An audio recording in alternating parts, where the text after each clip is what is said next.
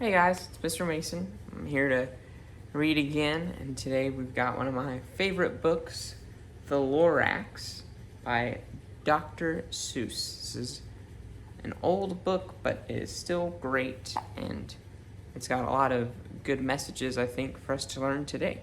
So, join me as we go through our Lorax journey.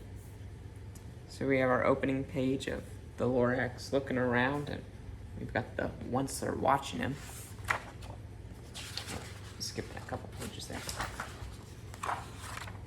My dog might jump in the camera again. The Lorax by Dr. Seuss. At the far end of town, where the grickle grass grows, and the wind smells slow and sour when it blows, and no bird ever sings excepting old crows, is the street of the lifted Lorax. There's the old crow, the street sign. Doesn't look like a real fun part of town. And deep in the grickle grass, some people say, if you look deep enough, you can still see today, where the Lorax once stood just as long as it could before somebody lifted the Lorax away. What was the Lorax, and why was it there? And why was it lifted and taken somewhere? From the far end of town where the grickle grass grows, the old Onceler still lives there. Ask him. He knows. So there's the Onceler's house, and our boy is walking up to a perch.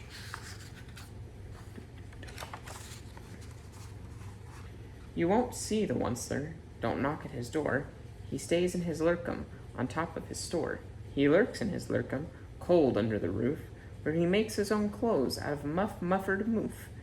And on special dank midnights in August, he peeks out of the shutters, and sometimes he speaks and tells how the Lorax was lifted away. He'll tell you, perhaps, if you're willing to pay. We have the Onceler up there, and is way down there. Our boy's looking up at him. On the end of the rope, he lets down a tin pail, and you have to toss in 15 cents and a nail, and the shell of a great-great-great-grandfather snail. So that's what the boy is throwing in. Let's see, his faucet is leaking, and there's all these kind of dead plants springing up from the ground.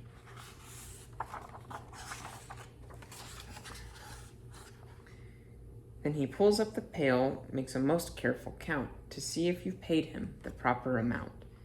Then he hides what you've paid him away in his snuggie, his secret strange hole in his gruvulous glove. Then he grunts, I will call you by whisper-ma-phone, for the secrets I tell are for your ears alone. This book, like all Dr. Seuss books, has some made-up words, and they're kind of hard to read sometimes. Slup. Down slups the whisper-ma-phone, down to your ear, and the old Onceler whispers are not very clear.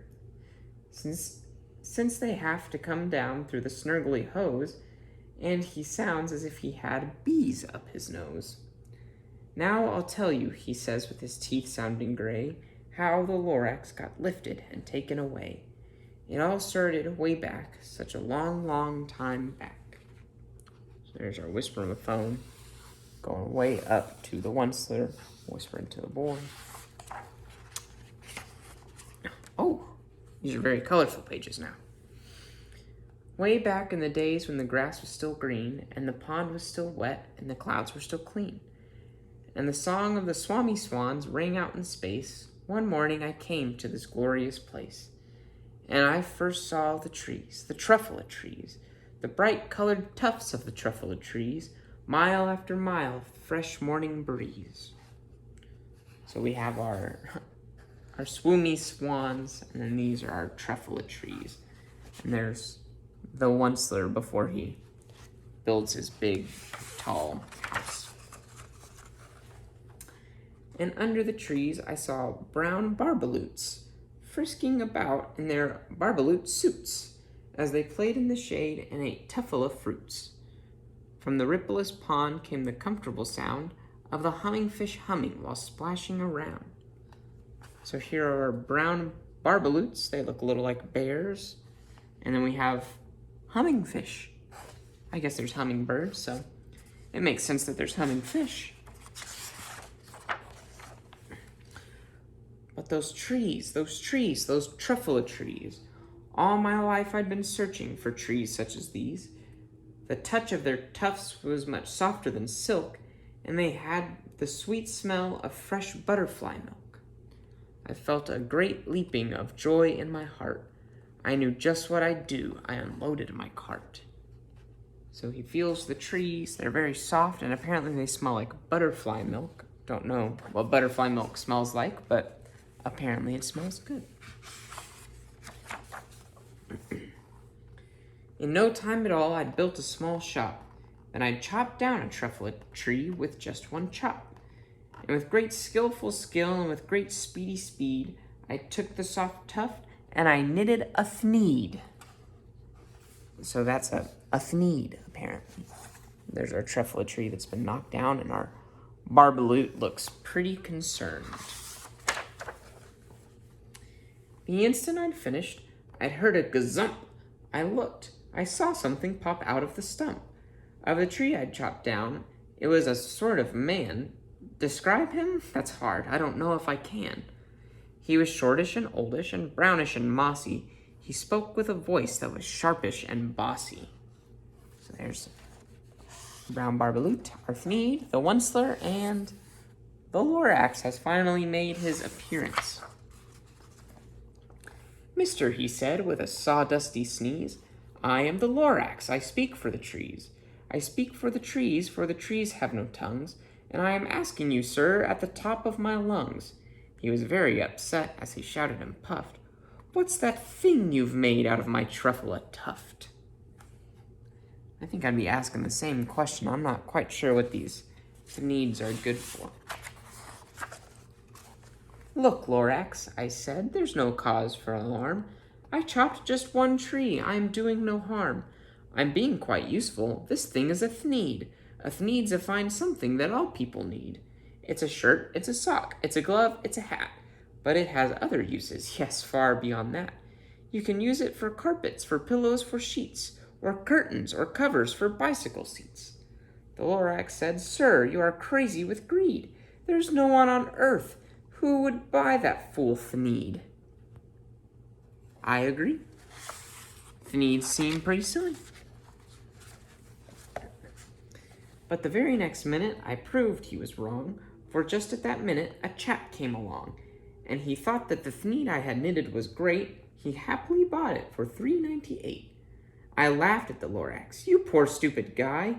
You never can tell what some people will buy. So I guess someone needed a thneed.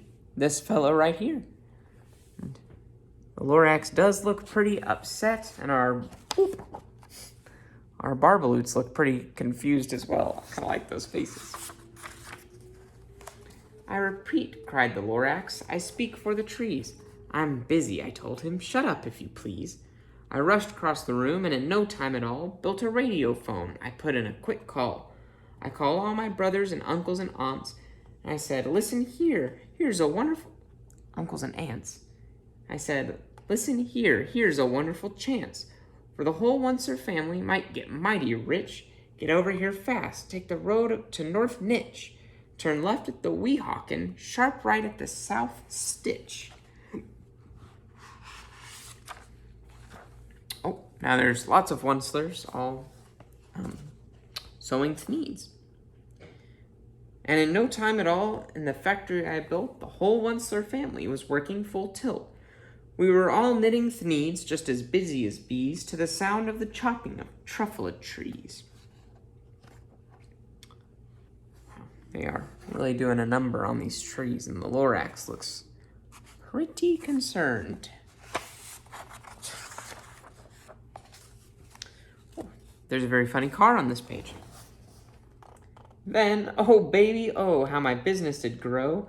Now chopping one tree at a time was too slow. So I quickly invented my super axe hacker, which whacked off 4 truffula trees at one smacker. We were making thneeds 4 times as fast as before, and that Lorax, he didn't show up anymore. So we've got this strange super axe hacker chopping down the trees much faster than they could chop them down themselves. And the Lorax seems to have disappeared. But the next week he knocked on my new office door, he snapped, "I am the Lorax who speaks for the trees, which you seem to be chopping down as fast as you please. But I am also in charge of the brown barbaloots, who played in the shade in their barbaloot suits, and happily lived eating truffle of fruits. Now, thanks to your hacking my trees to the ground, there's not enough truffle of fruit to go around, and my poor barbaloots are getting all the crummies because they have gas and no food in their tummies." Oh no. You see, our barbaloots are looking pretty grim down there, and the Lorax is not happy.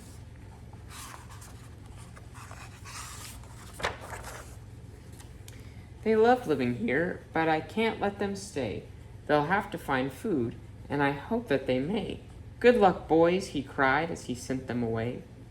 I, the Onceler, felt sad as I watched them all go, but business is business, and business must grow, regardless of crummies and tummies, you know. And those are our poor barbaloots. I meant no harm, I most truly did not. But I had to grow bigger, so bigger I got.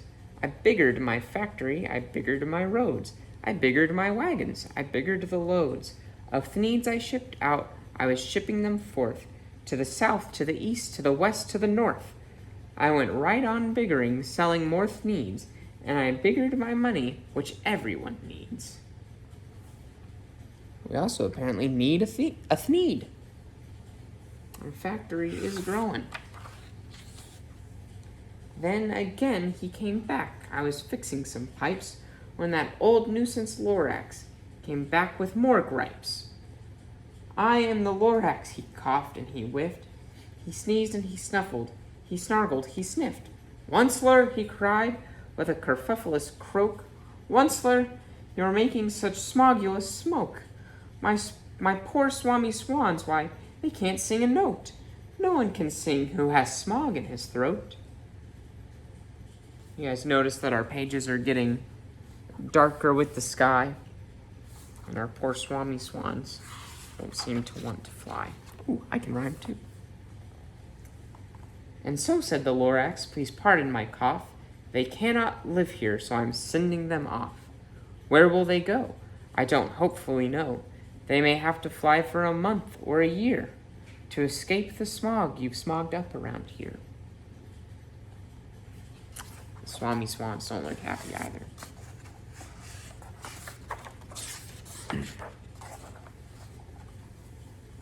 "What's more," snapped the Lorax, his dander was up, "let me say a few words about gluppity glup. Your machinery chugs on day and night without stop, making gluppity gluck, also schloppity schlop. What do you do with this leftover goo? I'll show you, you dirty old Onceler man, you." I've got a bad feeling for the hummin' fish. "You're glumping the pond where the humming fish hummed. No more can they hum, for their gills are all gummed. So I'm sending them off. Oh, their future is dreary. They'll walk on their fins and get woefully weary in search of some water that isn't so smeary." So the Onceler is polluting the pond that the humming fish live in.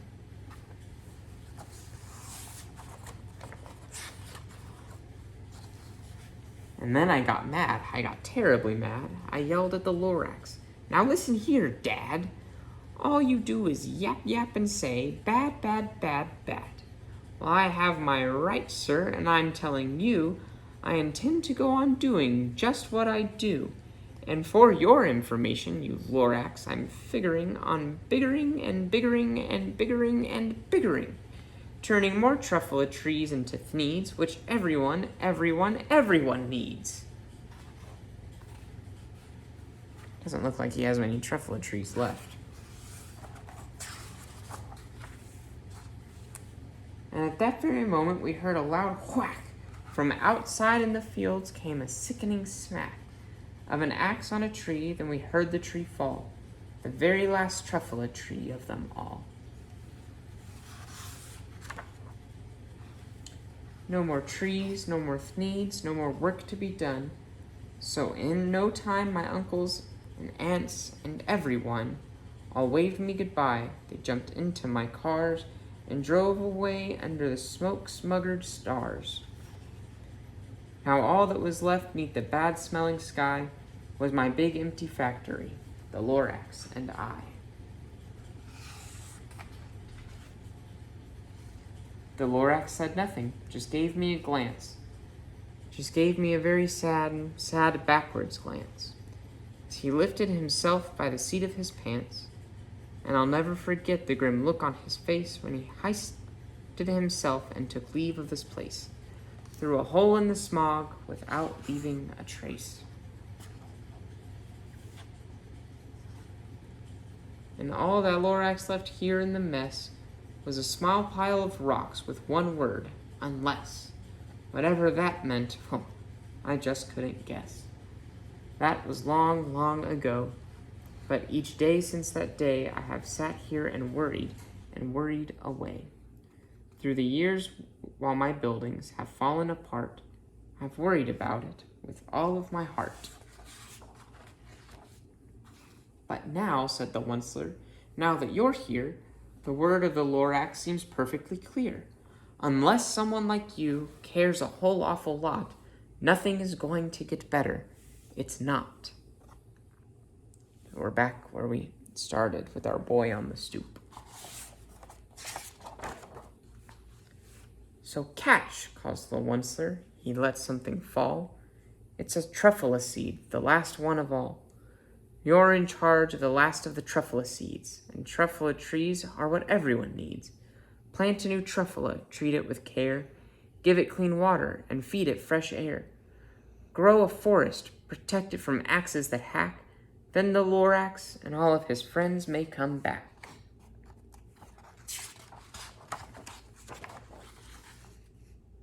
And that's the end. So that is The Lorax by Dr. Seuss.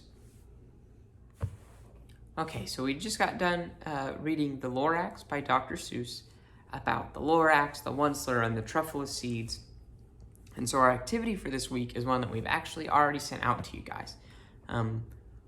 A couple weeks ago, you should have gotten a brown bowl, maybe with some dirt in it, some soil, and I think tomato seeds. So your activity is to go check on those seeds. Go give them some water and sunlight, and then, take care of your tomato plant. Let us know how it's doing.